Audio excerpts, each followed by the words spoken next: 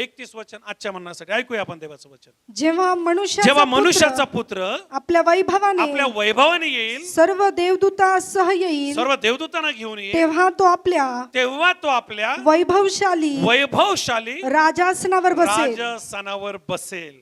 ज्यावेळेस मनुष्याचा पुत्र परत येईल, द्वितीय आगमन, त्यावेळेस तो आपल्या देवदूतांना घेऊन येईल आणि इतकंच नाही, तो आपल्या वैभवाच्या राजस्थानावर बसेल. मत्ती शुभवर्तमान 22 अध्याय 12 वचन, रोमकाराचं पुस्तक 14 अध्याय 10 वचन. मत्ती शुभवर्तमान 22 अध्याय 12 वचन, रोमकाराचं पुस्तक 14 अध्याय 10 वचन. या वचनांना देखील आपण वाचूया. मत्ती 22:12. त्याला तो म्हणाला, मित्रा, तू लग्नाचा पोशाख न घालता इथे कसा शिरला. रोमकाराचं पुस्तक 14 अध्याय 10 वचन.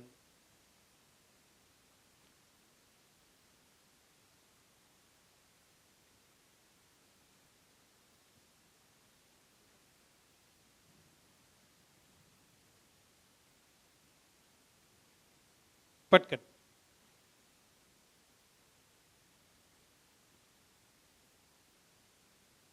रोम 14:10 पटकन. प्रीती शेजाराचे काही वाईट करत नाही, म्हणून प्रीती हे नियमशास्त्राचे पूर्णपणे पालन होय. रोमकाराचं पुस्तक 2 अध्याय 6 वचन. तो प्रत्येकाला ज्याच्या त्याच्या कृत्याप्रमाणे फळ देईल. तो प्रत्येकाला ज्याच्या त्याच्या कृत्याप्रमाणे फळ देईल. रोमकाराचं पुस्तक 14 अध्याय 10 वचन. पाळकीबाई ते सुद्धा तुम्ही दुसरंच वाचलंय. तर मग तू आपल्या भावाला दोष का लावतोस किंवा तू आपल्या भावाला तुच्छ का मानतोस? कारण आपण सर्व ख्रिस्ताच्या न्यायस्थानासमोर उभे राहणार आहोत. आपण सर्वजण ख्रिस्ताच्या न्यायस्थानासमोर उभे राहणार आहोत. मत्ती शुभवर्तमान 25 अध्याय 31 वचन, रोमकाराचं पुस्तक 14 अध्याय 10 वचन आणि रोमकाराचं पुस्तक 2 अध्याय आणि याचं 6 वचन. हे सर्व वचन जे आहेत आम्हाला न्यायाच्या दिवसाबद्दल, जो न्याय प्रभू येशू ख्रिस्त करणार आहे याच्याबद्दल सखोल त्या ठिकाणी शिक्षण देत आहेत किंवा त्या ठिकाणी मार्गदर्शन करत आहेत. मागील काही दिवसांपासून आपण शेवटला काळ या विषयावर शिक्षण घेत आहोत किंवा या विषयावर आपण देवाचं वचन ऐकत आहोत. आणि शेवटला काळ जर म्हटला तर जगात सर्व मानव जातीसाठी हा कुतूहलाचा विषय आहे. शेवटचा काळ, लास्ट डेज, एंड टाइम. आणि आम्हाला पाहायला मिळतं की अखिल मानव जातीचं लक्ष किंवा अखिल मानव जातीचं आम्हाला पाहायला मिळत आहे की भवितव्य या शेवटल्या काळात, या एंड टाइम मध्ये ठरणार आहे. आणि हा शेवटला काळ, एंड टाइम, याकडे आपण पाहत असताना आपण महत्वाची गोष्ट पाहिली की जो एंड टाइम आहे, या एंड टाइम मध्ये, या शेवटल्या काळामध्ये महत्वाची घटना बायबल असं सांगतं काय घडणार आहे ती ही की प्रभू येशू ख्रिस्त परत येणार आहे. आमेन म्हणा चर्च. कोण परत येणार आहे? प्रभू येशू ख्रिस्त परत येणार आहे. आणि प्रभू येशू ख्रिस्त परत येण्या अगोदर आम्हाला हे समजून घेतलं पाहिजे की येशू ख्रिस्त याच्या अगोदरही येऊन गेलाय. परत शब्द ज्यावेळेस येतो याचा अर्थ हा की दुसऱ्यांदा. आणि आम्ही पाहतो 2000 वर्षापूर्वी प्रभू येशू ख्रिस्त कुमारी मरियेच्या पोटी पवित्र आत्म्याच्या रूपाने गर्भरूप होऊन जन्माला आला. 33.5 वर्षाचा असताना त्याने अखिल मानव जातीची सेवा केली, लोकांना देवराज्याचं शिक्षण दिलं, वैऱ्यांवर प्रेम केलं, भुकेल्यांची भूक जाणली, लोकांसाठी रडला, दया, मया, क्षमा, शांती हा संदेश दिला, भविष्यवचन पूर्ण केले, संदेशाचं शिक्षण पूर्ण केलं. आणि इतकंच नाही, आजाऱ्यांना बरं केलं आणि शास्त्रलेख पूर्ण व्हावं म्हणून त्याला वधस्थ मोर देण्यात गेलं. आणि देवाने आपल्या सर्वांच्या पापासाठी आपला एकुलता एक पुत्र तिथं कुर्बान केला. आणि 3ऱ्या दिवशी तो मरणातून उठला. आम्हाला पाहायला मिळतं 40 दिवस त्याने अनेक जणांना दर्शन दिलं आणि त्यांच्या सर्वांच्या देखत तो स्वर्गात गेला. आणि जसा तो गेला, शास्त्र आम्हाला सांगतं तसा तो परत येणार आहे. याला म्हणतात येशूचं परत येणं. आणि येशू ख्रिस्त परत येणार आहे, तो जो काही परत येणार आहे तो विशिष्ट उद्देशाने परत येणार आहे. पहिल्यांदा ज्यावेळेस तो आला तो मानव जातीच्या तारणासाठी आला. पहिल्यांदा ज्यावेळेस तो आला तो सर्वांना वाचवण्यासाठी आला, आमेन म्हणा. पहिल्यांदा ज्यावेळेस तो आला तो क्षमा करण्यासाठी आला. पहिल्यांदा ज्यावेळेस तो आला तो आजारानं बरं करण्यासाठी आला, स्वर्गाचं राज्य दाखवण्यासाठी आला, मार्ग तयार करण्यासाठी आला आणि शत्रूंना देखील संधी देण्यासाठी आला. आता तो जो परत येणार आहे तो या ठिकाणी आम्हाला पाहायला मिळतं स्पेसिफिकली त्याच्या लोकांना घेण्यासाठी येत आहे. तो जो परत येणार आहे त्याच्या लोकांना त्या ठिकाणी घेऊन जाण्यासाठी येणार आहे ज्या ठिकाणी आम्ही सर्वजण प्रभू येशू बरोबर असणार आहोत. तो परत येत असताना महत्वाची गोष्ट आम्हाला पाहायला मिळते की त्याच्याबरोबर कोण जाणार. आणि मी मागील वेळेस आपल्याला सांगितलं की त्याच्याबरोबर जो जाणार आहे त्याने स्वतःला दररोज पवित्र आणि शुद्ध ठेवलं पाहिजे.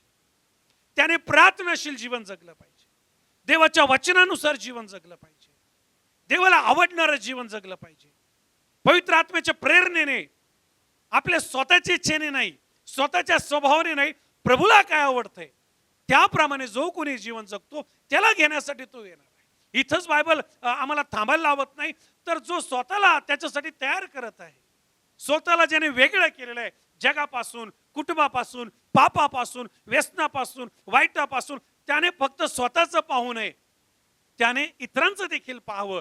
आणि आपण पाहिलं की प्रभू येशू ख्रिस्ताने आम्हाला जबाबदारी दिलेली आहे की तू पण स्वर्गात ये आणि इतरांना पण घेऊन ये, तू पण तयार हो आणि इतरांना पण तयार करू. मी आपल्याला सांगितलं जर मुलगा देवात आहे तर आई पण देवात असली पाहिजे.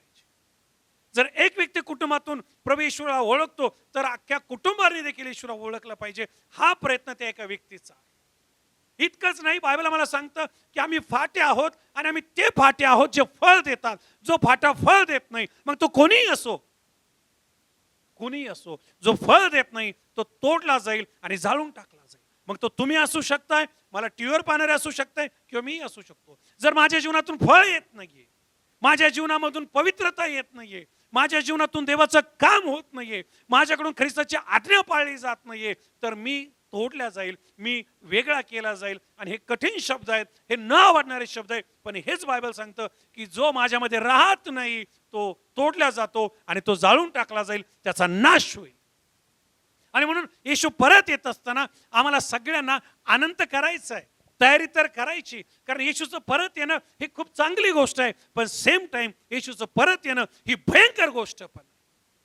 या जगामध्ये जगत असताना, या शरीरामध्ये जगत असताना आमचं हे आद्य कर्तव्य आहे की मला जी सुवार्ता कळाली ती हीच आहे की येशू 2000 वर्षापूर्वी या जगात आला, त्याने मानवजातीची सेवा केली, वयाच्या 33व्या वर्षी तो वधस्तंभावर मारला गेला, 3 दिवस कबरेत राहिला, 3ऱ्या दिवशी उठला, स्वर्गात गेला. आणि बोला सर्वजण, आणि माहिती नाही आम्हाला काय, येशू आला गेला संपला विषय. अरे परत येणार आहे बाबा, न्याय करण्यासाठी येणार आहे, हिशोब घेण्यासाठी येणार आहे, झडती घेण्यासाठी येणार आहे, इन्साफ करण्यासाठी येणार आहे, तपासणी करण्यासाठी येणार आहे, चेकिंग होणार आहे. आणि हे जे वचन आहे आम्ही वाचलेले, हे वचन आम्हाला तेच सांगतं मत्ती 25:31 मध्ये की तो न्यायसनावर बसणार आहे. रोमकरांचं पुस्तक याचा 2 ते 6 वचन, प्रत्येकाला न्यायसनासमोर जायचंय, प्रत्येकाचा न्याय होणार आहे. आणि चर्च, मला आपल्याला सांगू द्या की या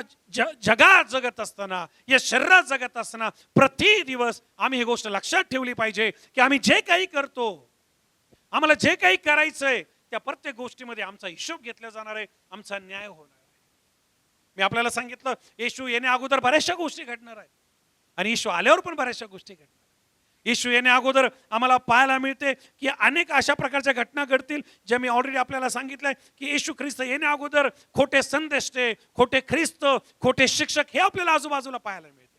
ते शिक्षण देतील की तुम्ही व्यसन करा, काही होत नाही. ते शिक्षण देतील की तुम्ही वाईट करा, तुम्ही जगी जीवन जगा, जगी गोष्टी करा, काही नाही, देव दयाळू आहे, देव कनवाळू आहे, अशा प्रकारचं शिक्षण देतील. परंतु चर्च मला आपल्याला सांगू द्या, बायबल स्पष्टपणे सांगतं की जो शेवटपर्यंत टिकेल तोच ठरेल.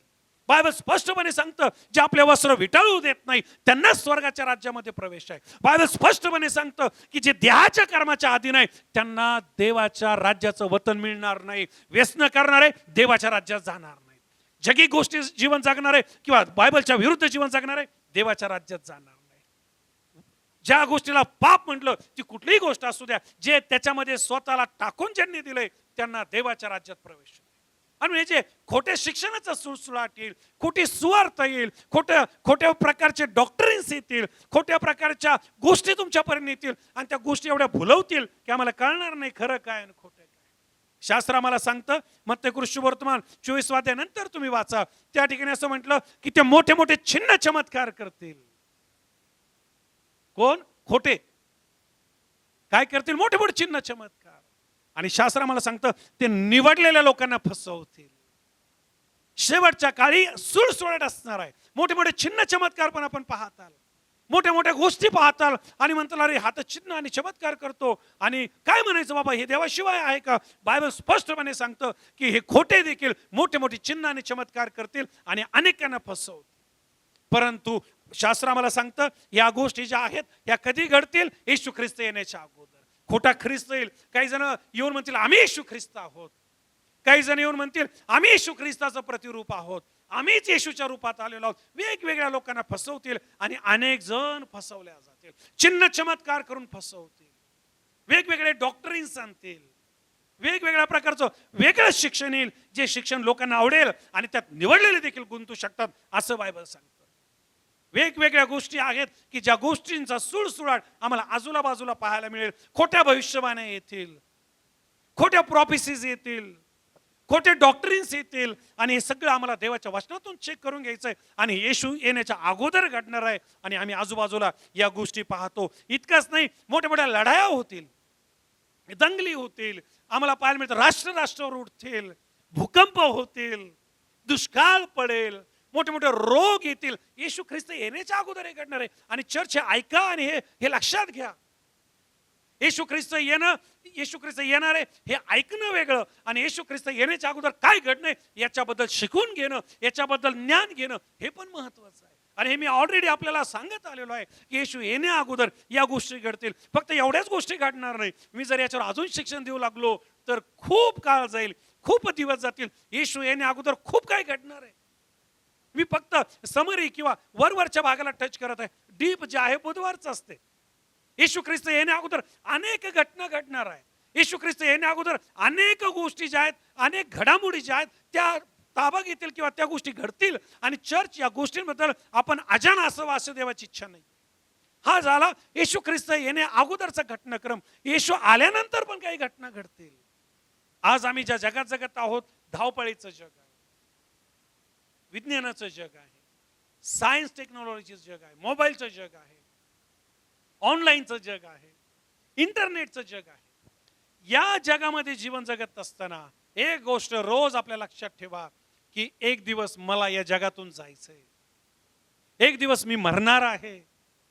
आणि हे मरण ठरलेलं नाही कधी कोणाच्या जीवनात येईल, असं क्विकली येणार आहे. क्विकली इंग्लिशमध्ये म्हटलंय, क्विकली. आणि हे ज्यावेळेस येईल, ज्यावेळेस आम्ही मरू आणि ज्यावेळेस न्यायाचा दिवस येईल, लक्षपूर्वक काय मी काय बोलत, ज्यावेळेस आम्ही मरू आणि ज्यावेळेस न्यायाचा दिवस येईल आम्ही उठू. आमेन म्हणा. आम्ही उठवल्या जाऊ आणि उठवल्यानंतर आम्ही न्यायासनासमोर उभे राहणार आहोत.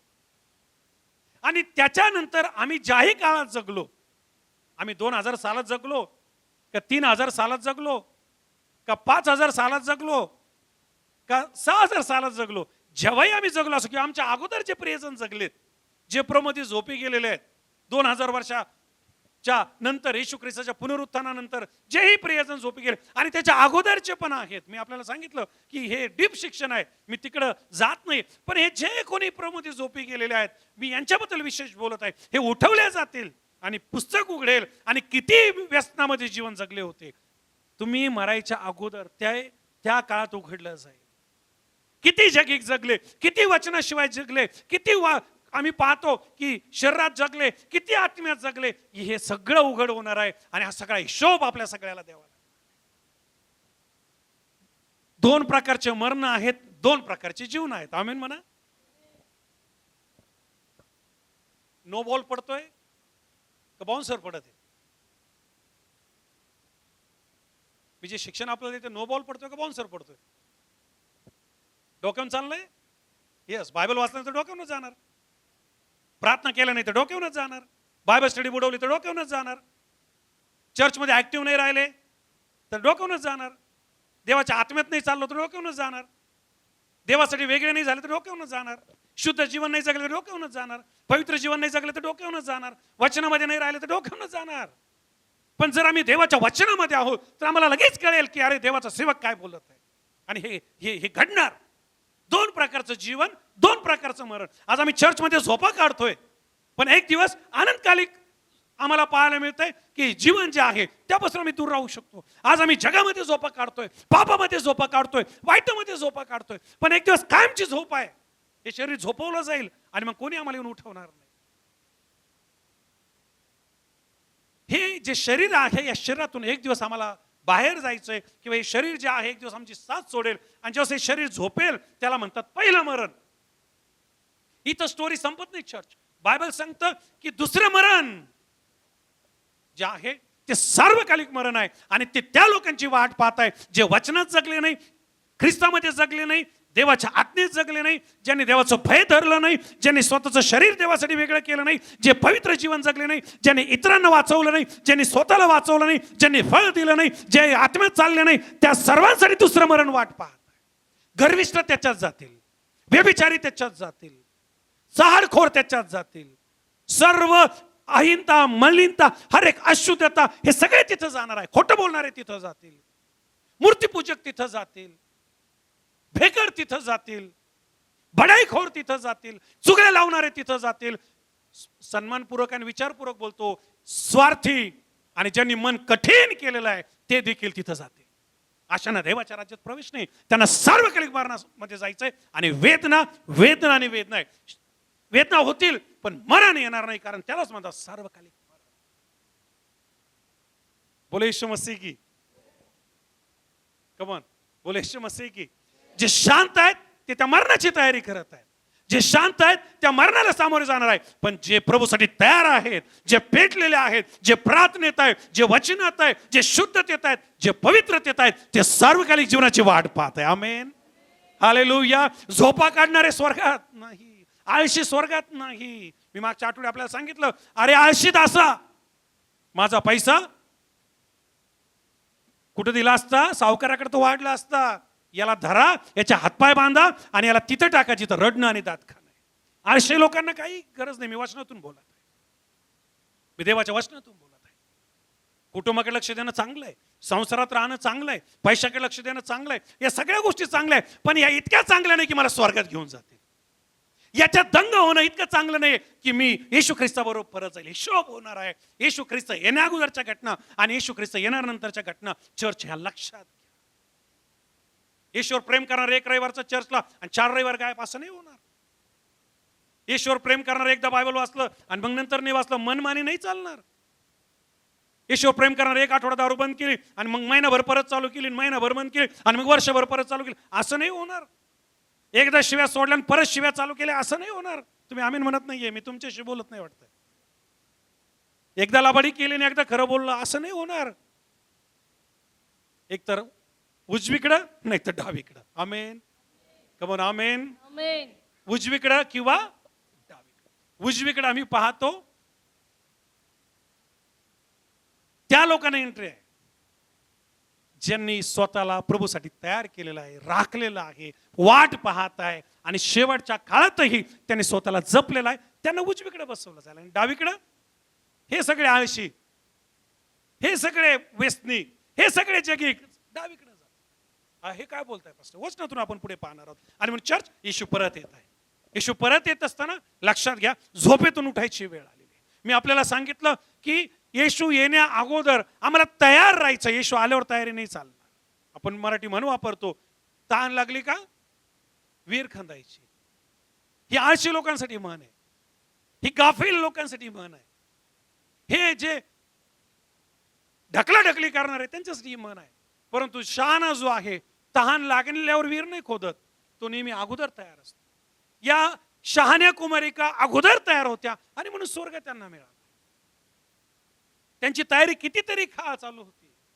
वराल्याला विलंब लागला होता तरी त्यांचं तेल संपलं नव्हतं, आणि संपलं जरी होतं तरी त्यांच्याकडे एक्स्ट्रा होतं. शहाण्या कुमारिका अगोदर तयारी करतात, आगाज घेतात, चाहूल घेतात, आहट घेतात. येशू येत आहे. येशूचं येणं जवळ आहे. शेवटच्या काळातून आम्ही जात आहोत. लढाया चालू आहे, दंगली चालू आहे, वेगवेगळ्या प्रकारचे रोग येत आहे, भूकंप होत आहे, पीडा येत आहेत. या सर्व खोट्या शिक्षणाचा सुळसुळाट आहे. कोणी म्हणतं मी ख्रिस्त आहे, खोटं शिक्षण येत आहे, खोटे ख्रिस्त येत आहे, खोटे संदेश येत आहे, खोटे सेवक येत आहे. या सर्व वातावरणामध्ये चर्च लक्षात घ्या, ही सर्व तयारी जी आहे येशू लवकर येत आहे आम्हाला दाखवते. आणि अशा स्थितीमध्ये तुमचं आणि माझं कर्तव्य आहे, आम्हाला जे काही देवाने दिलं ते पुरून नाही ठेवायचं. जे काही देवबापाने आम्हाला दिलंय ते गुंडाळून नाही ठेवायचं, ते कुठे लपून नाही ठेवायचं. जर माझ्यामध्ये देवाने गिफ्ट्स दिलेले आहे, माझ्यामध्ये टॅलेंट्स आहे, मला जर जबाबदाऱ्या दिलेल्या आहे, तर आम्हाला प्रत्येकाला काय करायचं आहे, त्या जबाबदाऱ्या ज्या आहेत त्याला जबाबदार राहायचं आहे, बेजबाबदार नाही. देवबापाने जे काही कृपादानं, जे काही पाचारण, जे काही नाव घेऊन आपल्याला प्रत्येकाला बोलवलेलं आहे, आपल्या प्रत्येकाला त्या पाचारणात चालायचं आहे. मी मागच्या वेळेस आपल्याला सांगितलं की आम्हाला देवाने निवडलंय आणि नेमलंय. आपण प्रत्येक जण निवडल्या गेलेलो आहोत. आपल्या प्रत्येकाला देवाने नेमणूक केलेली आहे. आणि काय नेमणूक केलेली आहे, आम्हाला रोज येशू ख्रिस्त येईपर्यंत स्वतःला सांगायचंय की मला येशू बरोबर जायचंय, माझा येशू येणार आहे, मला सार्वकालिक जीवन पाहिजे. माझ्या कुटुंबाला सांगायचंय, इतरांना सांगायचंय, जो कोणी माझ्या संपर्कात येईल मला त्याला सांगत राहायचंय, सांगत राहायचंय आणि सांगत राहायचं. कोणी तुमचं ऐको किंवा न ऐको, कोणी तुम्हाला किंमत देऊ किंवा न देऊ, कोणी तुमच्याकडे लक्ष देऊ किंवा न देऊ, कोणी तुम्हाला सन्मान देऊ, कोणी तुम्हाला अपमान देऊ, आम्हाला तिकडे लक्ष द्यायचं नाही. ज्याने मला कामाला लावलंय, ज्याने मला निवडलंय, ज्याने मला जबाबदारी दिली, मला त्याला संतुष्ट करायचं. आमेन म्हणा. मला माणसासाठी काही करायचं नाही, मला प्रभूसाठी सगळं काही करायचं. आज मी चांगला नवरा असेल आणि जर मी चांगला प्रभू येशूचा मुलगा नसेल तर त्या चांगल्या नवऱ्याला काही किंमत उरत. आज मी चांगली आई असेल परंतु प्रभू येशूसाठी चांगली मुलगी नसेल, त्या चांगल्या आईला काही किंमत नाही.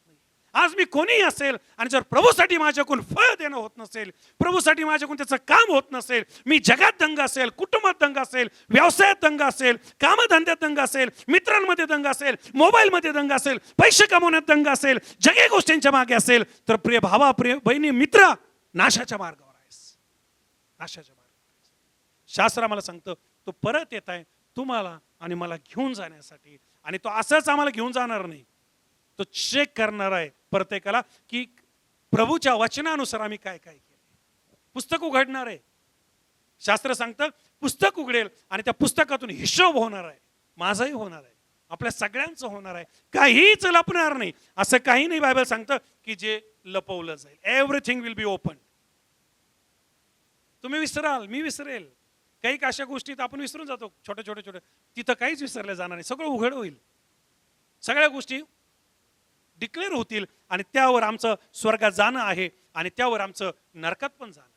आणि म्हणून चर्च लक्षात घ्या, शेवटल्या काळात येशूचं परत येणं, येशूचं परत येणं न्याय करण्यासाठी. आणि न्यायात आम्ही न सापडावं म्हणून, न्यायातून आमचा बचाव व्हावा म्हणून, किंवा न्यायात आम्हाला बक्षीस मिळावं म्हणून. शब्बास,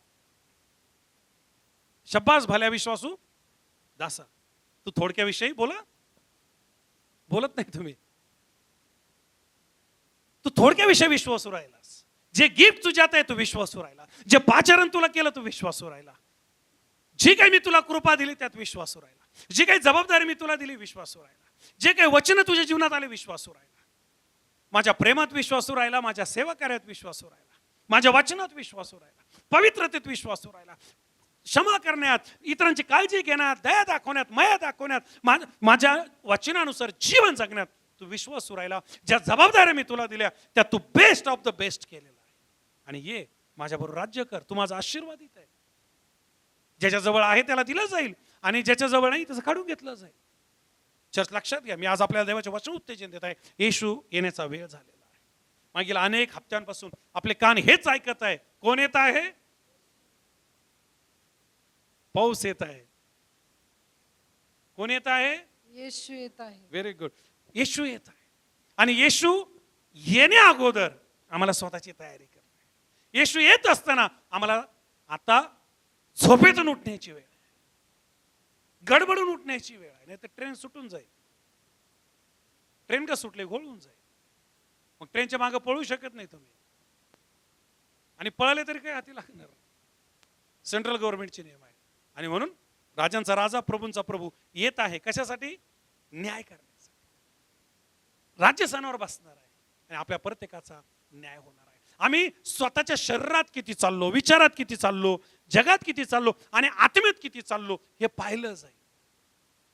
आम्ही मनमानी किती केली आणि आम्ही आत्म्याच्या मर्जीने किती जगलो हे तपासलं जाईल. आम्ही आळस किती गेला हे तपासलं जाईल.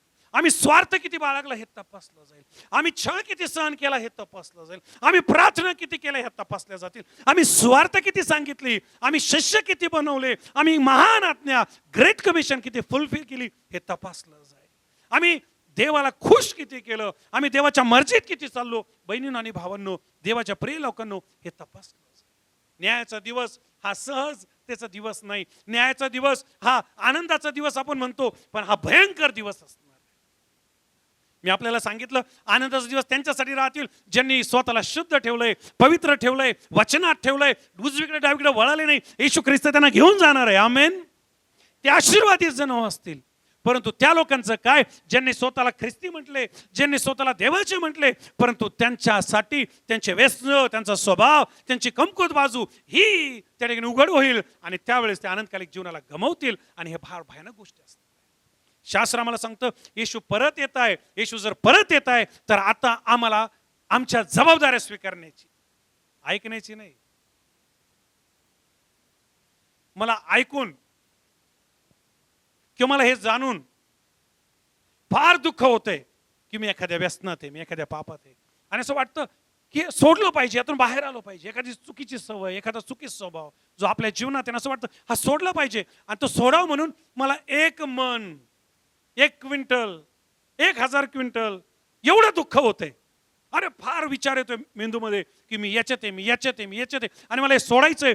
परंतु तो विचार 1 क्विंटलचा असू द्या, नाही ते 1 मनाचा असू द्या, नाही तर 1000 किलोचा असू द्या, तो डोक्यात येऊन नाही होणार, तो कृतीमध्ये आणावा लागेल. आमेन. मी मिस्त्रीतून बाहेर यायचंय, डोक्यात खूप टेन्शन आहे, मिस्त्री कृतीमध्ये काय, मला शिव्या बंद करायच्या, डोक्यात खूप आहे, अरे मी शिव्या देतो, मी शिव्या देतो, मी शिव्या देते, पण कृतीमध्ये काय, मी खोटं बोलत आहे, त्या खोटं बोलण्यातून मला बाहेर यायचं, मला पश्चाताप आहे, मला नरकात जायचं नाही, मला नाश ओढून घ्यायचा नाही, मला दंड ओढून घ्यायचा नाही, पण कृतीत काय. जोपर्यंत कृतीत वजन येत नाही, जोपर्यंत कृतीत त्या ठिकाणी आम्हाला सिरियसनेस येत नाही, तोपर्यंत आमची तयारी नाही. भावना आणि बहिणी, आमचं मन कठीण झालेलं आहे, आमचं हृदय आम्ही कठीण केलेलं आहे. मी पाहत होतो गीतांची सभा चालली आणि कोणीतरी एक जण हालेलुया म्हणत होता, खालच्या हालेलुया पण म्हणत नव्हते. हालेलुया, मन कठीण झालेलं आहे. ते हृदय हालेलुया म्हणवत नाही, त्या गुडघ्यांना प्रार्थना करवत नाही, त्या डोळ्यांना बायबल वाचवत नाही, या मुखाने स्वार्थ सांगवत नाही, या हाताने दान दशांश देवत नाही आणि स्वप्न कुठं जायचंय, प्रभू येशू बरोबर. कृती सगळी कॉन्ट्रडिक्ट आहे, कृती सगळी विरोधात आहे आणि विचार स्वर्गात जायचं. मूर्ख कुमारिकांचं जीवन पहा, स्वर्ग गमावून बसले. तो दास पहा ज्याला सोन्याची बॅग मिळाली होती, त्याने पुरवून ठेवली आणि आम्हाला पाहायला मिळतं त्याचा नाश झाला. तो फाटा पहा जो फळ देत नाही, त्याचा नाश होणार आहे. येशू येणे अगोदर आम्हाला जबाबदार बनावं लागेल. मरण कोणालाही माहिती नाही, कधी येईल, कुठून येईल, कसं येईल. हे नका म्हणू की मी या दिवसाने मरेल, मी त्या दिवसाने मरेल. कोणीच काही सांगू शकत. मरण्या अगोदर एक गॅरंटी असली पाहिजे, ते कधी येऊ, मी ख्रिस्ताचा आणि ख्रिस्त माझा असला पाहिजे. आमेन. मी शुद्ध असलो पाहिजे. आमेन. मी प्रार्थनेत असलो पाहिजे. आमेन. मी फळ देणारा फाटा असलो पाहिजे. आमेन. मी समर्पित असलो पाहिजे. मी देवाचं काम करणारे असले पाहिजे. मी देवाला खुश करणार असलो पाहिजे. आमेन बोला चर्च. आमेन. Come on. येशू बरोबर जायचं स्वप्न आहे, तर त्यासाठी आम्हाला तयार व्हावं लागेल. न्यायाला सामोरे जायचंय, तर आम्हाला त्या न्यायामध्ये बक्षीस मिळवायचंय, दंड नाही. दंड नाही. त्याच न्याय सणावून काहींना जीवन मिळणार आहे, काहींना मरण मिळणार आहे. हे विसरलात का? तोच न्याय काहींच्या डोळ्यात आनंदाचे अश्रू आणेल, काहींच्या डोळ्यात मरणाचे अश्रू आणेल. तोच न्याय काहींना स्वर्गात घेऊन जाईल. तोच न्याय काहींना ढकलून त्यांची चणसेल, त्यांचे हात धरतील आणि त्यांना नरकात घेऊन जातील. आणि त्यात आपण सापडू नये म्हणून आज आपण हा संदेश ऐकत आहोत. धन्य आमचे कान, धन्य आजचा दिवस की आम्हाला हे ऐकायला मिळत आहे. आणि देव आजही म्हणत आहे की मी परत येत आहे. आल्यावर तो काय करणार, न्यायस्थानावर बसणार, सगळे त्याच्यासमोर उभे राहतील आणि प्रत्येकाचा न्याय होणार आहे. या आपण मत्ती कृष्ण वर्तमानाच्या 25व्या अध्यायामध्ये जाऊया. आणि 35 मत्ते कृष्णवर्तन 25 अध्याय 35 पासून पुढे 31 पासून सुरू केले तरी चालेल पटकन. मत्ते 25 एक वचन.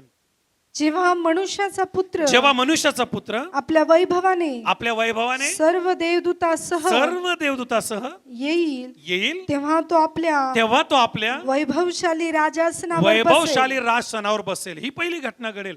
पहा, न्यायाचा दिवस. आपण न्यायाच्या दिवसाला या ठिकाणी मत्ते 25 मधून पाहत आहोत. आणि मत्ते 25 मधून आम्ही पाहतो की जेव्हा तो येईल, आपले देवदूत संघ असतील आणि तो आपल्या राजस्थानावर बसणार आहे. माझी इच्छा आहे की मत्ते 25 जर आपल्याकडे वही पेन असेल तर अंडरलाईन करून घ्या, हे नोट डाऊन करून घ्या, कारण हा शास्त्र भाग फार महत्वाचा आहे स्वर्गात जाणाऱ्यांसाठी, आनंदकारक जीवन मिळवण्यासाठी. वाचा पुढे. त्याच्या पुढे सर्व राष्ट्रे जमविली त्याच्या पुढे सर्व जगातले लोक जमा होतील. लक्षपूर्वक ऐका. आणि जसे मेंढपाळ शेरडांपासून मेंढरे वेगळे करतो. लक्षपूर्वक माझी इच्छा आहे तुम्ही ऐकावं. शेरडापासून काय वेगळं करतो? मेंढर वेगळं करतो. तसे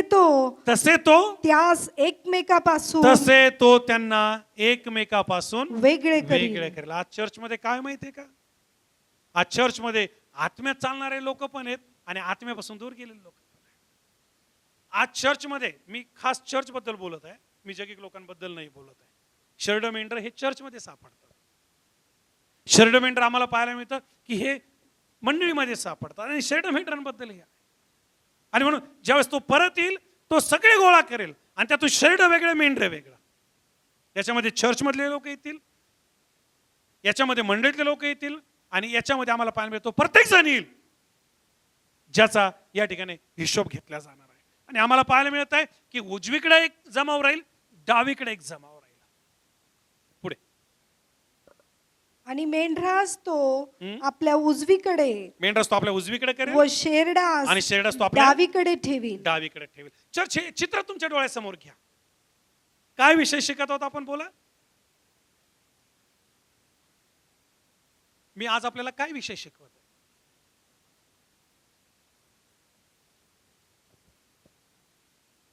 आभार माना, मी टीव्हीवर आहे. न्यायाचा दिवस. म्हणा न्यायाचा दिवस. शेजारच्या सांगा न्यायाचा दिवस. काय शिकवते मी आपल्याला?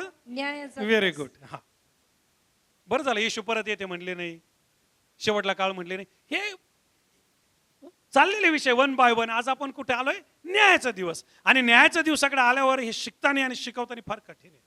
इथं सगळं सगळं सगळं क्लिअर असतं. इथं सगळं ट्रान्सपरंट आहे आरशाप्रमाणे. आणि आपण सर्वजण स्वतःला त्यात पाहत आहोत.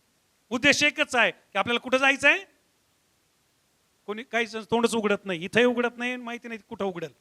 कुठं जायचंय आपल्याला? सर्वजण कुठे जायचंय? स्वर्गात जायचं स्वप्न आहे. आणि जर स्वर्गात जायचंय तर आम्हाला देवाच्या वचनात बसावं लागेल, आम्हाला देवाच्या आत्म्यात चालावं लागेल. आमेन म्हणा.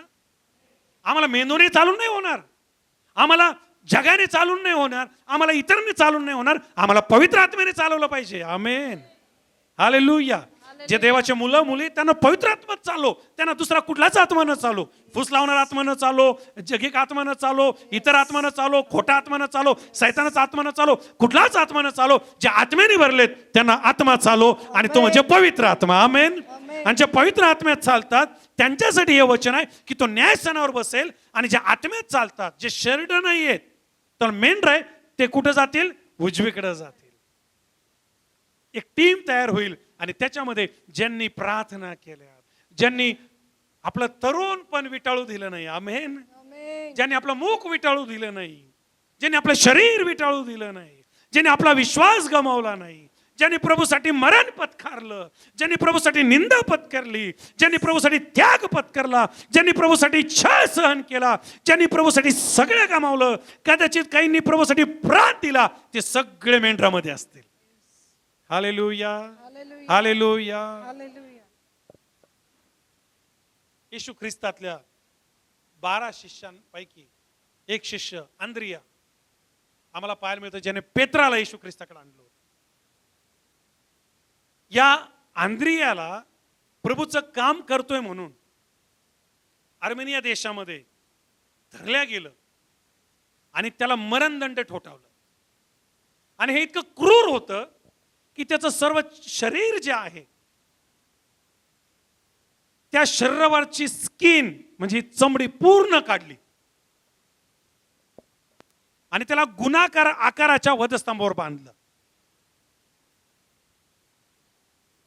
3 दिवस हा अंद्रिया त्या वधस्तंभावर होता, रात्रंदिवस. लक्षपूर्वक ऐका, सगळी चमडी काढलेली. आणि 3 दिवस हा त्या वधस्तंभावर असताना अनेक लोक तिथून येत जात होते. लक्षपूर्वक ऐका, येशू बरोबर जायचंय पण विटाळू द्यायचं नाही, मेंढरांमध्ये जायचंय पण जगिक विचार ठेवायचे नाहीत. 3 दिवस हा वधस्तंभावर होता आणि तिथून येणारे जाणारे लोक त्याला पाहिजे. आणि याच्या मुखातून शेवटच्या श्वासापर्यंत, मरण येईपर्यंत हे शब्द पडत होते, हे बापा यांना क्षमा कर, हे बापा यांचं तारण कर. आमेन. काय केलं होतं येशूसाठी? त्याचं स्किन काढली होती. काय काढली होती त्याची स्किन? आजचे जर ख्रिस्ती लोक पाहिले, अख्ख्या जगाचा राग नाकावर आहे. अन्न भाषेत बोलतात पण राग जगाचा कुठं? इतके वचन आहेत की असं वाटतं अरे बापरे, समजत नाही बोलताना. पण राग कुठं? तुम्ही बोलत नाहीये. मी तुमच्याबद्दल बोलत नाही, जगातल्या लोकांबद्दल बोलतो. राग कुठे? नाकावर आहे. छळ सहन करण्यासाठी, प्रभूचं राज्य वाढवण्यासाठी, आत्म्यात चालण्यासाठी आम्हाला शेवटच्या श्वासापर्यंत ख्रिस्त गाजावं लागणार आहे, सहन करावं लागणार आहे. आजचे ख्रिस्ती लोक जर पाहिले, माझा जुना स्वभाव तुला माहिती नाही बरं का, आणि आता येशू ख्रिस्तच बाजूला ठेवतो आणि आता बायबलच बाजूला ठेवतो. देवा आजचे दिवस मला माफ करून दाखवतोच. स्वप्न कुठं जायचंय? प्रभू बरोबर. जुनं जीवन एकदम जवळ आहे, लगेच ओढून घ्यायचं. जुना स्वभाव ओढून घ्यायचा, जुन्या गोष्टी लगेच. अरे तुझं तारणच झालं नाही, कारण आम्ही एकदाच येशू ख्रिस्ता बरोबर पापाला मिळलोय. आमेन. एकदाच आम्ही जन्मलोय. आमेन. बार बार नहीं. बार बार जो है वो सब सुअर और कुत्ते हैं. डुकर परत जातात, कुत्रे परत जातात. आणि आम्ही बार बार वाले नाही, आम्ही आत्म्यात चालणार आहे. होय अपडाऊन येईल पण आम्ही पाचरणापासून हलणार नाही. होय अपडाऊन येईल पण आम्ही विश्वासापासून हलणार नाही. होय अपडाऊन येईल पण आम्ही वचनापासून हलणार नाही. अपडाऊन येऊ द्या पण मी वचनापासून हलणार नाही, मी प्रीतीपासून हलणार नाही, मी क्षमेपासून. तुमचा आमेन येत नाही चर्च. मी स्वतःलाच उपदेश करतोय का आज, का कॅमेऱ्याला करतोय? येशू जर परत येणार आहे आणि न्याय करणार आहे तर चर्च आम्हाला स्वतःला सेक्युअर करावं लागेल. आम्हाला चेक करावं लागेल की मी शरीरात जाईल का मेंढरात जाईल. आणि शास्त्र आम्हाला सांगतो तो राजसनावर बसेल आणि शेरड आणि मेंढर वेगळे करेल. आता मेंढर आणि शेरड यांच्या खूप सिमिलॅरिटीज आहेत. याला इंग्लिशमध्ये कॅरेक्टरिस्टिक्स म्हणतात. कॅरेक्टरिस्टिक्स म्हणजे स्वभाव, गुणधर्म. शेरड आणि मेंढर यांच्यामध्ये खूप सगळा स्वभाव आहे. आता मला तिकडे जायचं नाही, पण महत्वाच्या गोष्टीला मत्तय 25 मधून मला घेऊ द्या किंवा त्याबद्दल बोलू द्या. आम्ही पाहतो शेरड आणि मेंढर यांना जर वेगळं करायचंय आणि यांच्यातली महत्वाची गोष्ट जर जमेजरायची वेगळं करायला, मी मेटाफॉरिकली बोलतोय बरं का. मेटाफॉरिकली म्हणजे उदाहरणार्थ बोलत आहे. आता डोळ्यासमोर ओरिजिनल बोकडे आणताल आणि ओरिजिनल मेंढू आणताल. मी जर येशू ख्रिस्त शेरड मेंढराचं उदाहरण देतोय तर तो आत्मिकरित्या देते, उदाहरणार्थ देत आहे लक्षामध्ये. आणि मी पण त्याच सेन्समध्ये बोलत आहे. शेरड आणि मेंढरा यांच्यातला जर फरक करायचा तर आम्ही खाली 2 प्रकारचे लोक येशू ख्रिस्तामध्ये पाहतोय. येशू ख्रिस्त जेव्हा न्यायस्थानावर बसला तो एका ग्रुपला म्हणतो की माझ्या पित्याच्या आशीर्वादित जण हो, या आणि तुमचं राज्य तुम्हाला घ्या. याचा अर्थ असा की चला मी न्याय केलाय, तुम्ही माझ्या बरोबर या, तुम्ही कॅपेबल आहात, तुम्ही त्याच्यात जाण्यासाठी त्या ठिकाणी वर्दी आहात. आणि तो त्यांना सांगतो की तुम्ही का वर्दी आहात, काय योग्य आहात, काय तुमच्यात मला दिसलंय की जे तुम्हाला स्वर्गात घेऊन जात आहे. आणि आम्हाला पाहायला मिळतं की तो म्हणतो जेव्हा मी भुकेला होतो तुम्ही मला खायला दिला. आमेन. ज्यावेळेस मी तहानेला होतो तुम्ही मला प्यायला दिलं. आमेन. ज्यावेळेस मी परका होतो तुम्ही मला घरात घेतला. आमेन. ज्यावेळेस मी उघडा होतो तुम्ही मला नेसायला दिलं किंवा मला पांघरायला दिलं. ज्यावेळेस मी तुरुंगात होतो तुम्ही मला भेटायला आले. ज्यावेळेस मी आजारी होतो तुम्ही माझ्या जवळ आले. आणि हे जे स्वर्गात ज्यांची एंट्री होत आहे त्यांनाही प्रश्न पडतो की आम्ही असं कधी केलं. न्यायाचा दिवस आहे, येशू परत आलेला आहे, सिंहासनावर बसलेला आहे. एक दोन प्रकारचे लोक आहेत, येशूने इकडे केले तिकडे केले. उजवीकडे आम्हाला पाहायला मिळतं सगळे कोण आहेत उजवीकडं? उजवीकडे कोण आहेत? कोणी असो आम्हाला काय, आम्ही कुठं असो आम्हाला माहिती नाही. उजवीकडे कोण आहेत चर्च? बोला. टीव्हीवरचे मेंढरे. आणि डावीकडे कोण आहेत? शिर्डे. हे जे उजवीकडचे आहेत यांना येशू ख्रिस्त म्हणतो गो इन टू द हेवन. तुमचा इनहेरिटन्स घ्या, तुमचा वारसा घ्या. वेल डन, शब्बास, भले. विश्व समाजाला लेकरांनो गो. कारण ज्यावेळेस मी भुकेला होतो तुम्ही मला खायला दिलं. मी ताणेला होतो, उघडा होतो, तुरुंगात होतो, आजारी होतो, तुम्ही तुम्ही तुम्ही तुम्ही माझी काळजी घ्या. ते म्हणतात प्रभू आम्ही असं कधी केलं? कारण तू आम्हाला कधी भेटला? तुला तर आम्ही आजच पाहतोय नाही सणासणावर. आणि तू म्हणतो आम्ही तुला. आणि मग आम्ही पाहतो खाली, तो म्हणतो की जो तुम्ही गरीबाला केलं, जे तुम्ही गरजूला केलं, लक्षपूर्वक ऐका, जे तुम्ही संकटातल्यासाठी केलं, जे तुम्ही दिनासाठी केलं, जे तुम्ही अनाथांसाठी केलं, जे तुम्ही भुकेल्यांसाठी केलं, ते माझ्यासाठी केलं. एक टाळी वाजून देवाला धन्यवाद. न्यायाचा दिवस. जर आम्हाला स्वर्गात जायचंय, मेंढरामध्ये सामील व्हायचंय, तर चर्च सर्वात महत्वाची गोष्ट, मेंढरामधला सर्वात मोठा गुणधर्म जर काय असतो तर हे जे मेंढरू आहे ना, किंवा ही जी मंडळी आहे ना, किंवा हे जे स्वर्गात जाणारे आहेत ना, हे दयाळू, कनवाळू आणि मला सांगू द्या हे प्रेमळ आणि ममतळू असले पाहिजे. हो आमेन, हालेलुया. कळवळ असलं पाहिजे चर्च. कळवळ्याशिवाय स्वर्ग नाही, कळवळ्याशिवाय स्वार्थ प्रसार नाही, कळवळ्याशिवाय साक्ष नाही. का बरं? हा आंद्रिया 3 दिवस सगळी शरीराची चमडी काढलेली आहे, त्याला टांगलेलं आहे, त्याला मारताय, त्याच्या समोर त्याची बायको मारली म्हणतात, त्याचे लेकरं मारले म्हणतात, त्याला त्या ठिकाणी मरणदंड आहे, तो त्या ठिकाणी लाही लाही करत आहे. अरे कल्पना करा, सगळे शरीर छिनलंय, अख्खी स्किन काढली, आणि तरी त्याच्या तोंडातून शब्द पडताय, ज्यांनी माझी चमडी काढली त्यांना क्षमा कर. कळवळा चर्च, कळवळा कळवळा.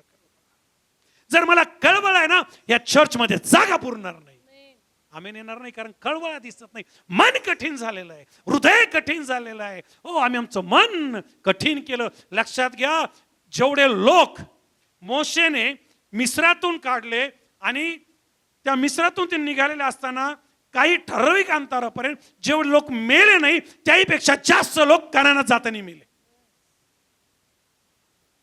मिस्रात जेवढे मेले नाहीत ना त्यापेक्षा जास्त लोक कनानात जाताना मेले. धार्मिक म्हणणारे लोक देवाने मारून टाकले. नियमशास्त्र किंवा आम्हाला पाहायला मिळतं देव माहित असणारे, देवाचे वचन माहित असणारे, देवाच्या आज्ञा माहित असणारे मारून टाकले देवाने. देव ज्यांच्याशी बोलायचा मारून टाकले, मानना ज्यांना देवाने चारला मारून टाकले, देव ज्यांना प्रकट झाला मारून टाकले, ज्यांना देवाने समुद्रातून काढलं होतं मारून टाकले, ज्यांच्या जीवनात चिन्ह चमत्कार झाले होते, ज्यांनी देवदूत पाहिले होते, खडकातून पाणी पाहिलं होतं, ज्यांनी आकाशातून मटण खाल्लं होतं मारून टाकले. ख्रिस्ती जीवन वधस्तंभाचं जीवन आहे, मजे मजेचं जीवन नाही. ख्रिस्ती जीवन एक पाय जगात एक पाय स्वर्गात हे नाहीये, एक पाय जगात आणि एक पाय चर्चमध्ये, हे ख्रिस्ती जीवन नाहीये. जर आम्हाला व्यसन सुटत नाही हे ख्रिस्ती जीवन आहे का? जर आम्हाला जुना स्वभाव सुटत नाही हे ख्रिस्ती जीवन आहे का? जर आमच्या दया नाही, मया नाही, कळवळा नाही, देवासाठी नाही, मंडळीसाठी नाही, देवराज्यासाठी, अरे सख्या आईसाठी नाही जिच्या उदरातून जन्म घेतला ती नरकात चालली, तिचं अजून तारण झालं नाही, काही घेणं नाही का देणार? शेजाऱ्यासाठी नाही, इतरांसाठी नाही, आणि किधर जाणे काय? स्वर्ग में जाणे काय? अरे कठीण न्याय होणार आहे, कडकडून न्याय होणार आहे. आणि शरीरामध्ये जाशील, मेंढरामध्ये नाही. मेंढरामध्ये जायचंय चर्च? एकच यश आलाय फक्त. कोणाचा आला तो? प्रतिभाचा. अरे मेंढरात जायचं का शरीरात जायचंय? मेंढरात जाण्यासाठी कळवळा लागेल, मेंढरात जाण्यासाठी दया लागेल, मया लागेल. ऍटिट्यूड कामं नाही येणार, स्वभाव कामं येणार नाही, शिक्षण कामं येणार नाही, डिग्री कामं येणार नाही, मी कामं येणार नाही.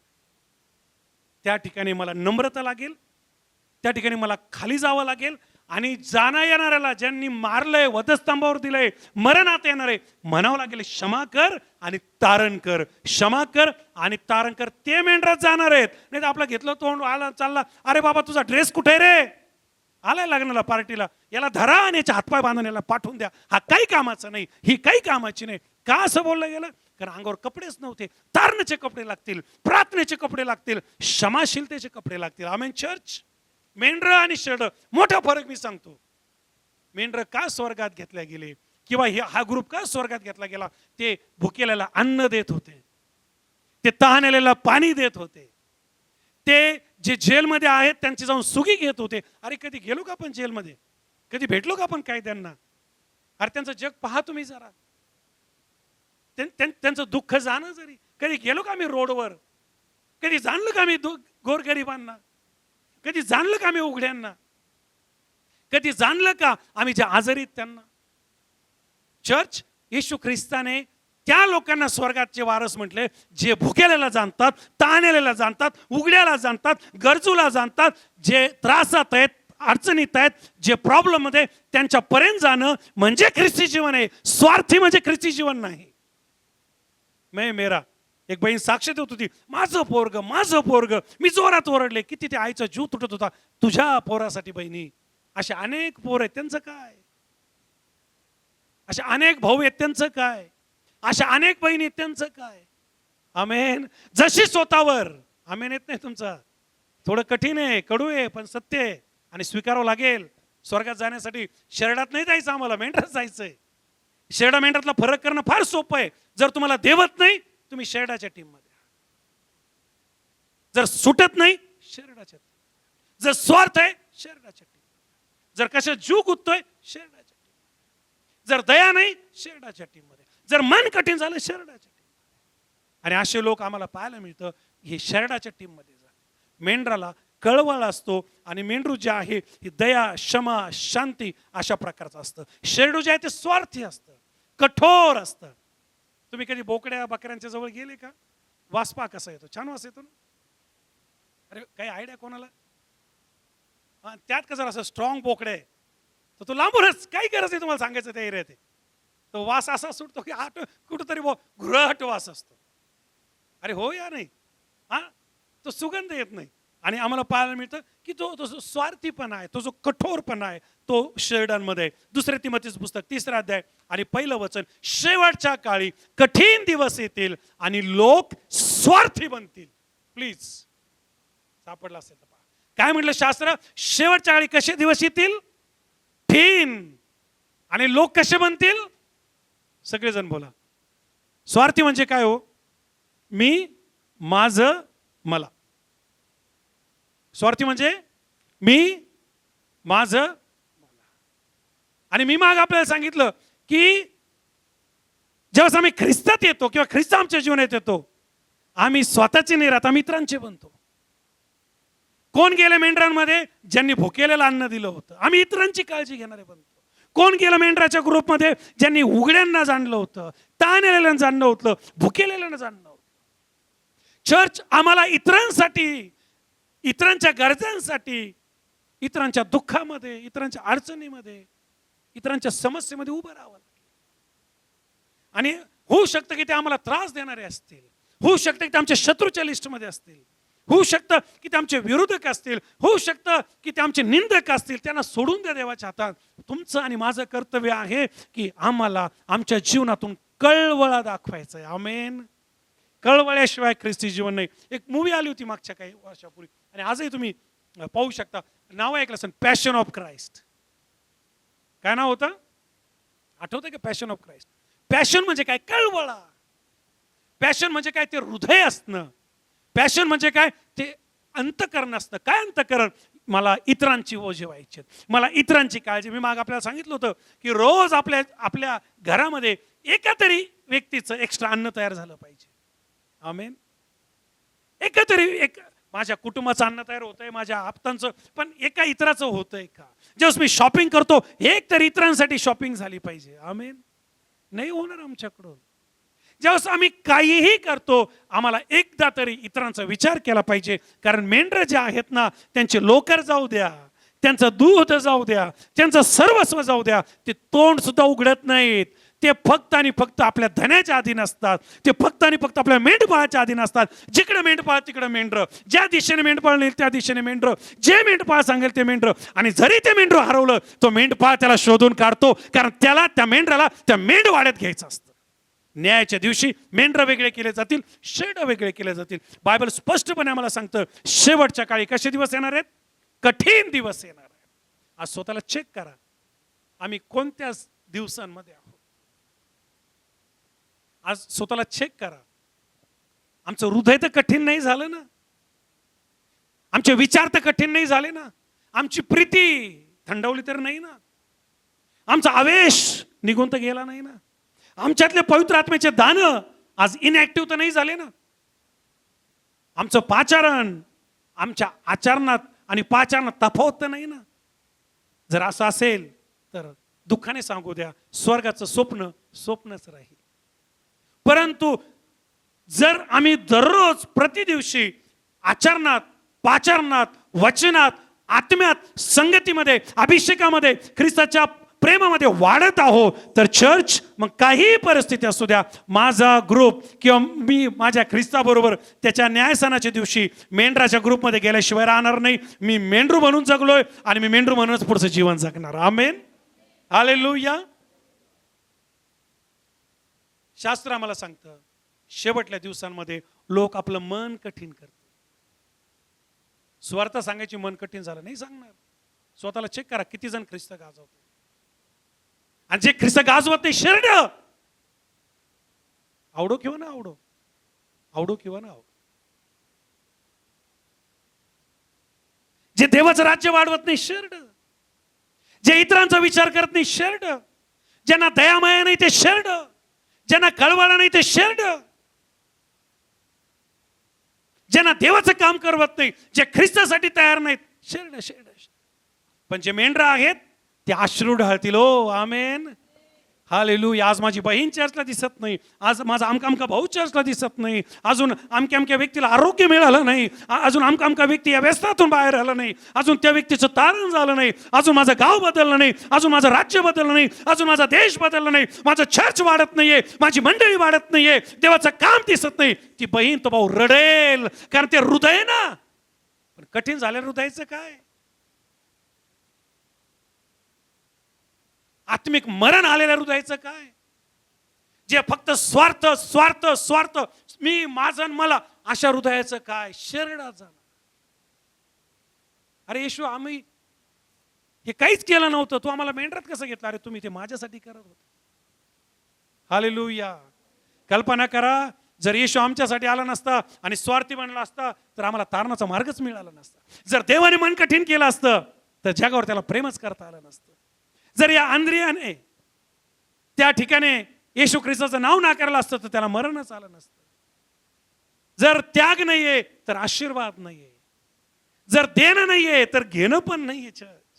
जर आम्ही देत आलो तर येशू आल्यावर आम्हाला घेत राहायचंय. अनेक लोक दशांश देत नाहीत. मेंढर शेरड असे नाही करणार. शेरडांना कळवळ आहे, त्यांना माहिती आहे गेलं पाहिजे, कारण देवराज्य वाढलं पाहिजे. आमेन. मी कोणाला पर्टिक्युलर बोलत नाहीये, आणि माझा विषय पण लक्षात घ्या काय चालू आहे. तुम्ही सर्वजण माझे भाऊ बहीण आहात. मी कॅमेऱ्यावर पण बोलत आहे आणि मी चॅनलवर पण बोलत आहे, त्याच्यामुळे मला कोणालाही पर्टिक्युलर टार्गेट करायचं नाही. मी वचनातून बोलत आहे. शेरड आणि मेंढर, आणि मेंढराचा गुणधर्म सांगतो आणि शेरडाचा गुणधर्म सांगतो. मेंढराला शिंग नसते, शेरडाला मोठे मोठे शिंग असतात. आणि शिंग कशासाठी दिले देवाने?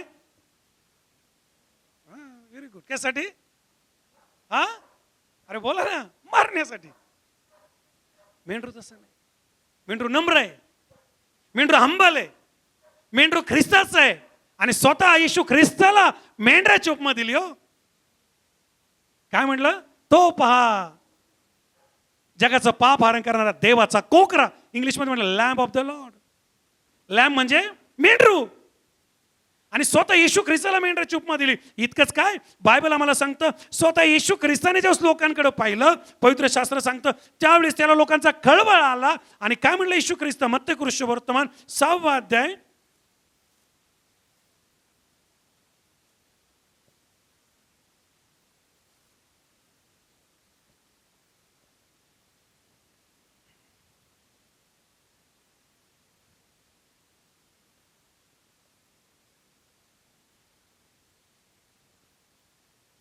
मत्ते कृष्ण वर्तमान 6 अध्याय आणि 12 वचन पटकन, मग थांबूया.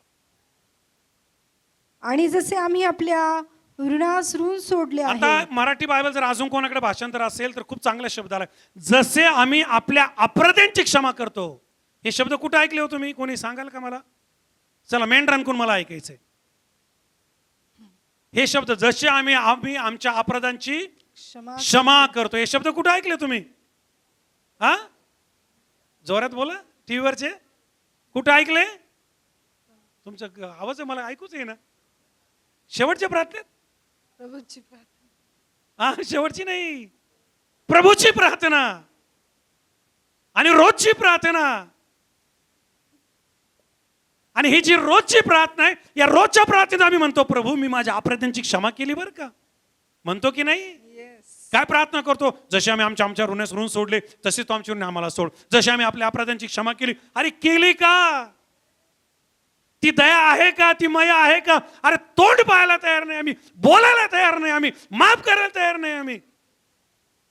आणि काय प्रार्थना आहे? अरे ती प्रार्थना करून स्वतःची फसवणूक करतोय आम्ही. ज्याला कळवाळा आहे ना, तो मान अपमानाच्या मागे नाही लागणार, तो ख्रिस्ताचा गौरव करणार. त्याला माहिती आहे माझा ख्रिस्त गौरव आहे आणि ख्रिस्तच माझं प्रतिफळ आहे. प्रभूची प्रार्थना करतो, मन धरणी आहे, आणि ही शरणाची प्रार्थना आहे. जर माफ करवत नाही तर, जर क्षमा करवत नाही तर, आणि जर कळवळा नाही तर, अरे माफ, मी नेहमी आपल्याला सांगतो, माफ करणाऱ्यापेक्षा माफी मागणारा मोठा आहे, घेणाऱ्यापेक्षा देणारा मोठा आहे.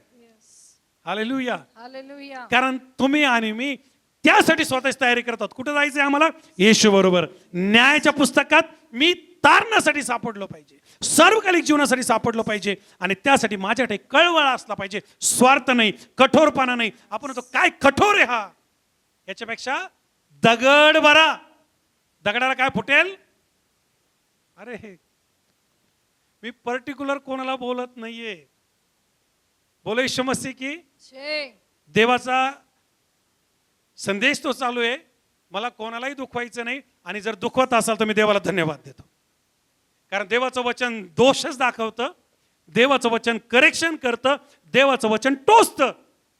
इतकं कठीण आहे. अरे बायकोशी बोलत नाही 6-6 महिने, सख्या भावाशी बोलत नाही 6-6 महिने, तेच मनात. अरे शरीराचा स्वभाव आहे रे हा. जो आहे ना ख्रिस्ताचा, तो म्हणतो जसं मी स्वतःला क्षमा करतो, किंवा मी जसं अपराध्यांना क्षमा करतो, देव मला लगेच क्षमा, देव पण त्याला लगेच क्षमा करतो, कारण तो इतरांना क्षमा करतो. हे मेंढरांमध्ये का गेले? कारण इतरांचा विचार करत होते. मी मागं तुम्हाला सांगितलं, स्वतःसाठी जगणं चांगलं आहे, पण इतरांसाठी जगणं महान आहे.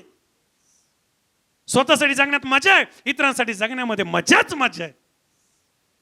स्वतःसाठी जगण्यात टेम्पररी आनंद आहे, इतरांसाठी जगण्यात परमनंट आनंद आहे. आणि आमचा देव हा स्वतःसाठी जगायला लावणारा देव नाही, हा इतरांसाठी जगायला लावणारा देव आहे. या देवाच्या प्रियजन हो, जे काही आमचे खोटे किंवा आमचे गैरसमज असतील ते आज दूर करा. ईश्वरोवर जाऊ आम्ही असेच नाही, ईश्वरोवर जाण्यासाठी आम्हाला त्यासाठी तयारी करावं लागेल. आणि हे शब्द ऐकावे लागतील की मी गरिबांवर दया केली, मी आजाऱ्यांवर दया केली, मी शत्रूवर दया केली, मी परक्यांवर दया केली. शास्त्र आम्हाला सांगतं अब्राहम, हा जो अब्राहम आहे, या अब्राहमाला देवाने खूप आशीर्वादित केलं, जसं तुम्हाला आणि मला केलंय. आमेन. आशीर्वादित आहात ना? ठीक. जरी नसाल तर मोठ्या विश्वासाने म्हणा, सगळे आशीर्वाद तुमचे आहेत. आमेन. जेवढा मोठा आमेन तेवढे मोठे आशीर्वाद.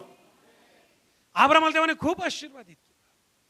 हा अब्राहम इतका चांगला होता की हा आपल्या भाऊबंदाचं पण चांगलं करायचं. आणि याच्याबरोबर याचा भाऊबंद होता लोट. अब्रामाने या लोटाला आपल्या बरोबर घेतलं, त्याच्या कुटुंबाला घेतलं. अब्रामाचं देवाने कल्याण केलं, अब्रामाबरोबर राहिल्यामुळे लोटाचं पण कल्याण झालं. शेवटी असं झालं की यांची मालमत्ता खूप वाढली, आणि ही मालमत्ता वाढलेली असताना यांच्या दासांमध्ये कुरबुरी व्हायला लागली. अब्राम लोटाला बोलून घेतो आणि त्याला म्हणतो, बाबा रे, एक काम कर, तुला वाटेल ती जागा, तो देश तू निवडून घे. तू जर पूर्वेकडे गेला तर मी पश्चिमेकडे जाईल, तू जर उजवेकडे गेला तर मी डावीकडे जाईल. शास्त्र मला फार स्पष्टपणे सांगतं. मी तुम्हाला शेडातला आणि मेंढरातला फरक सांगत आहे चर्च, आणि समजून घ्या, तुम्हाला आशीर्वाद मिळतील याच्यातून. उत्पत्तीचं पुस्तक 13 अध्याय 10 वचन. शास्त्र मला सांगतं की की लोटाने आपली दृष्टी वर करून पाहिली आणि त्याने पूर्वेकडे पाहिलं, त्याला तिकडे सगळं पाणीच पाणी, सर्व शेतीबाडे, पठारे आणि सर्व हिरवागार प्रदेश त्याला दिसला. कोणाला? लोटाला. आता या लोटाचं काम होतं, अब्राम हा त्याचा चुलता होता, हा त्याचा पुतण्या होता. या लोटाने म्हणायला पाहिजे होतं की स्वामी किंवा अंकल तुम्ही घ्या निवडून आणि तुम्ही मला काय द्यायचं ते द्या. लक्ष बरोबर काय का? लोटाला पाचारण नव्हतं, अब्रामाला पाचारण होतं.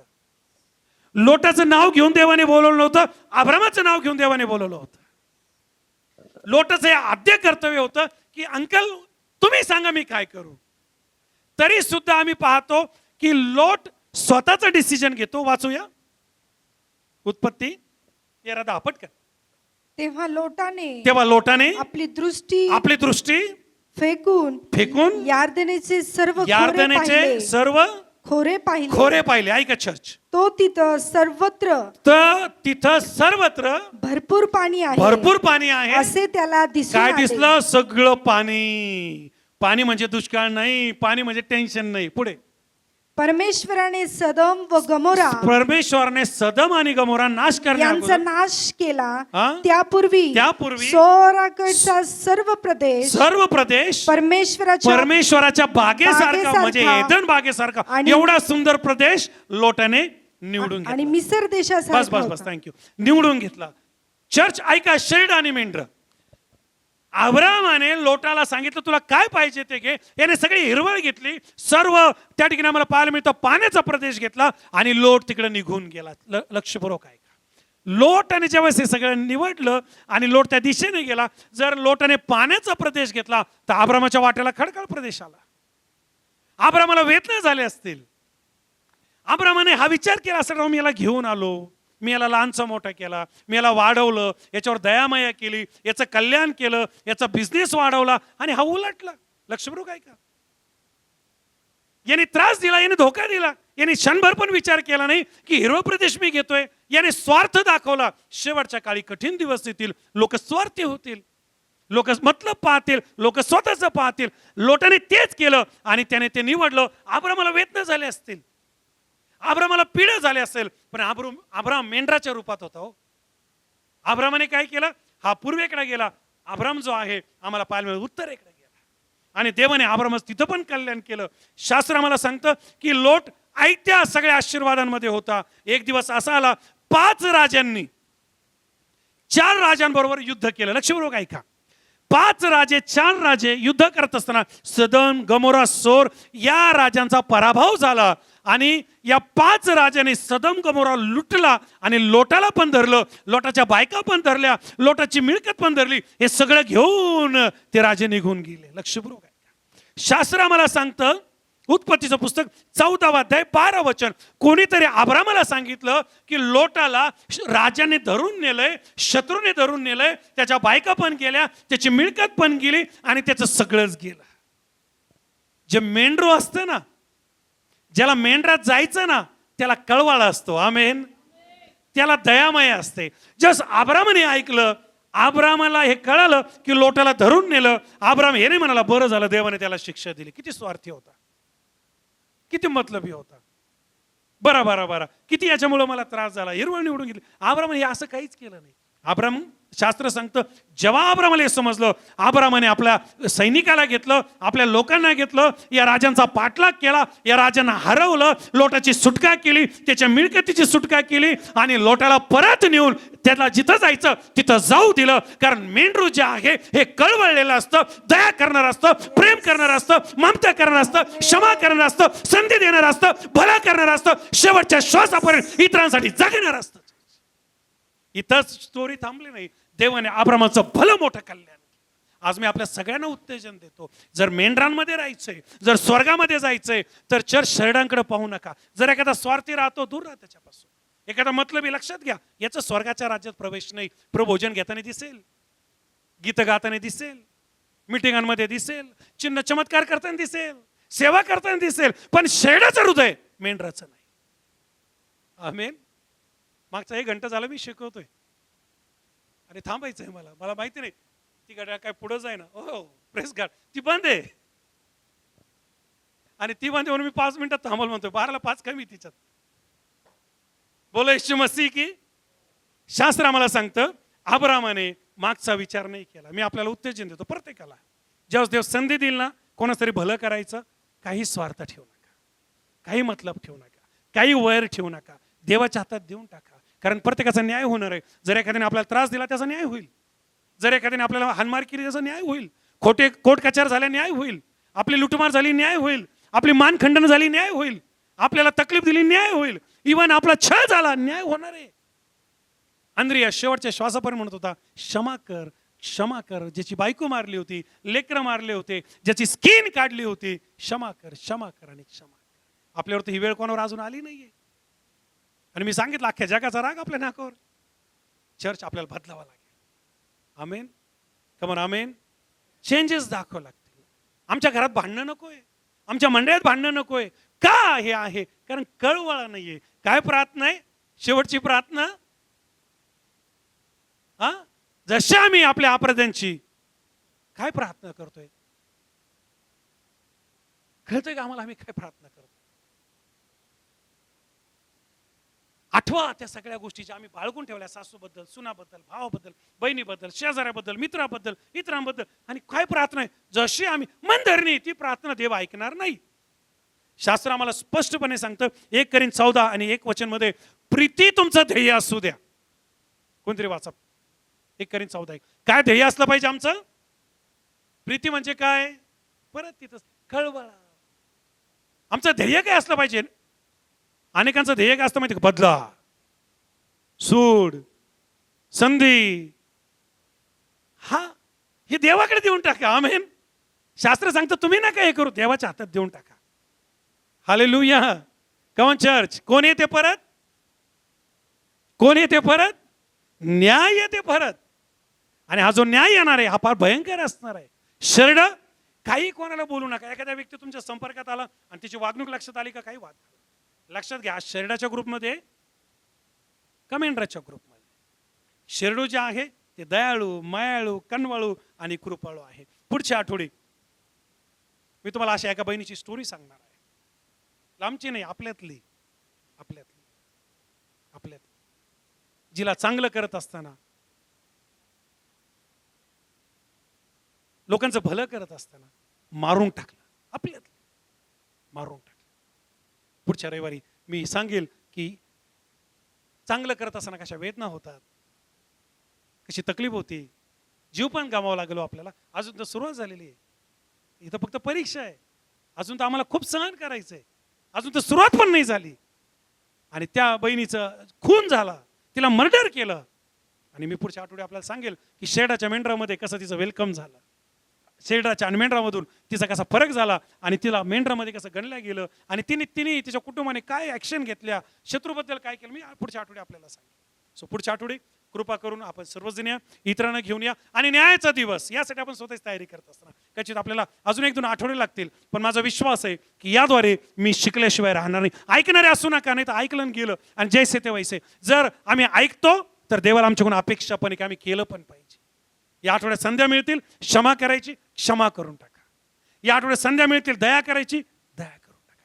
या आठवड्यात संध्या मिळतील, भुकेल्याला अन्न देण्याची, देऊन टाका. या आठवड्यात संधी मिळेल, जशी आम्ही आपल्या अपराध्यांची क्षमा करतो, अपराध्यांची क्षमा करायची, करून टाका. या आठवड्यात संधी मिळेल, सुवार्थ सांगण्याची, दाबू नका. या आठवड्यात संधी मिळेल, कळवळा दाखवण्याची, दया दाखवण्याची, माया दाखवण्याची, दाखवत राहा, दाखवत राहा, दाखवत राहा. एक काळ असेल, देव तुमचं प्रतिफळ तुम्हाला मोठं दिल्याशिवाय राहणार नाही. मला या शब्दाने शेवट करू द्या.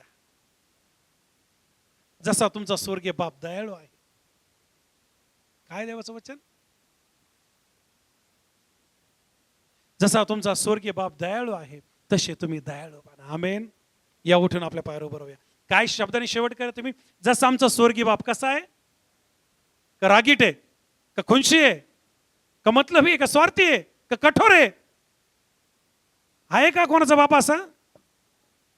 कोणाचा बाप असा आहे का? दयाळू मायाळू जगिक बाप. अरे काही झालं जाऊ दे, माझं लेकरू दे संधी, माझं लेकरू दे संधी. स्वर्गीय बाप आपल्यावर प्रेम करतो. या प्रिय बहिणी आणि भावांनो, क्षणभर आलेल्या वचनाचा विचार करा.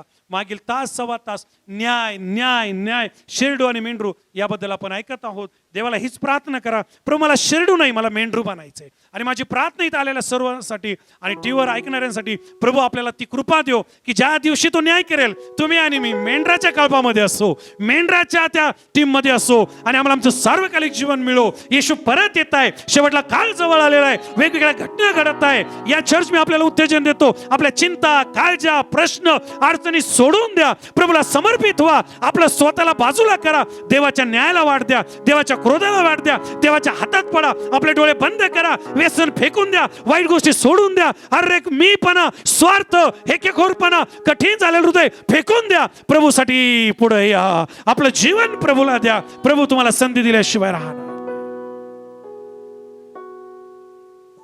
स्वतःला चेक करा, स्वतःला तपासा, मी शेरडाच्या ग्रुपमध्ये मोडतोय का मेंढराच्या? धन्यवाद येशू. न्यायाचा दिवस येत आहे, कोणीच सुटणार नाही, हिशोब घेतला जाईल, हिशोब घेतला जाईल.